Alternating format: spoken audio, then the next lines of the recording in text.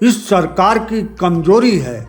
निर्मला सीतारमण, जयशंकर प्रसाद, अशोक प्रधान जैसे आधा दर्जन लोग। लोकसभा 2024 आम चुनाव से पहले अंतिम बजट पेश किया निर्मला सीतारमण ने, और लोकसभा 2024 आम चुनाव से पहले लास्ट और अंतिम पैदल यात्रा पर, राजनीतिक पैदल यात्रा पर कांग्रेस के सांसद राहुल गांधी हैं। दोनों के मायने क्या हैं? निर्मला सीतारमण वित्त मंत्री हैं और राहुल गांधी सांसद हैं। लोकसभा चुनाव 2024 से पहले निर्मला सीतारमण ने लास्ट बजट पेश किया, तो राहुल गांधी लोकसभा चुनाव 2024 से पहले अंतिम राजनीतिक पैदल यात्रा कर रहे हैं। दोनों यानी निर्मला सीतारमण और राहुल गांधी की क्षमता लगभग बराबर सी है, इसीलिए दोनों के कार्य चुनाव 2024 के पहले के लास्ट कार्यक्रम हैं। राहुल गांधी की पैदल यात्रा में बिहार और बंगाल में काफ़ी भीड़ जुट रही है, और विपक्षी चाहे जितने हल्के में राहुल गांधी को ले रहे हों, लेकिन वर्तमान राहुल गांधी ही वर्तमान सरकार के विरोध में सबसे सशक्त होकर उभर रहे हैं। 2014 में भी वर्तमान प्रधानमंत्री को सत्ता पक्ष हल्के में ही ले रही थी।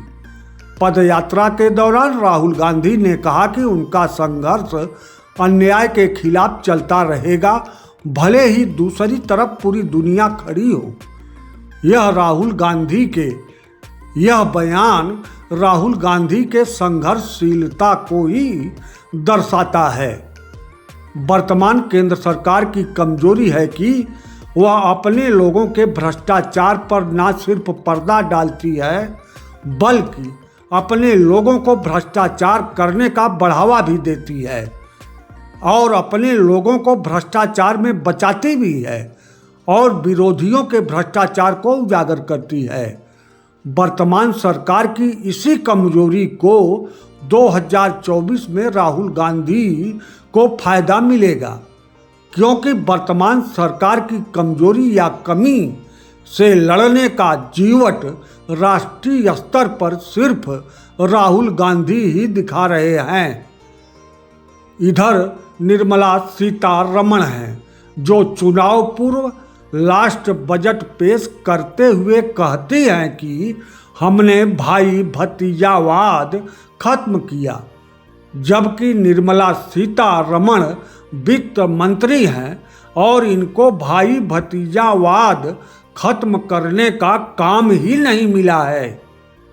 और जहां तक इस सरकार में भाई भतीजावाद का सवाल है, तो वह बहुत बढ़ गया है। उदाहरण के तौर पर इस सरकार के सर्वे सर्वा के कुल 14 भाई हैं, मामा फूफा के मिलाकर 14 भाई हैं, और 14 भाई अब अरबपति हैं। इस सरकार के इस झूठ का भी फायदा राष्ट्रीय स्तर पर राहुल गांधी को ही मिलेगा। इस सरकार की कमजोरी है। निर्मला सीतारमण, जयशंकर प्रसाद, अशोक प्रधान जैसे आधा दर्जन लोग।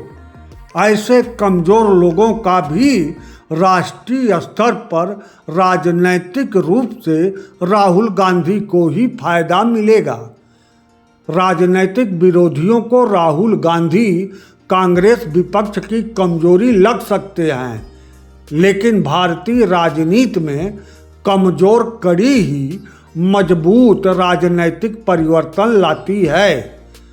2024 के लोकसभा चुनाव का परिणाम चाहे जो आए, लेकिन भारतवर्ष में ऐसे लोगों की संख्या में काफ़ी इजाफा हुआ है जो सरकारी झूठ से पक गए हैं और संविधान के सबसे ऊंचे पद पर बैठे व्यक्ति विशेष के प्रति बुद्धिजीवी वर्ग में बहुत ज़्यादा निराशा फैली है। वह लोकसभा 24 के लोकसभा चुनाव के परिणाम को प्रभावित करेगी ही और इसका फायदा भी राष्ट्रीय स्तर पर राहुल गांधी को ही मिलता दिख रहा है।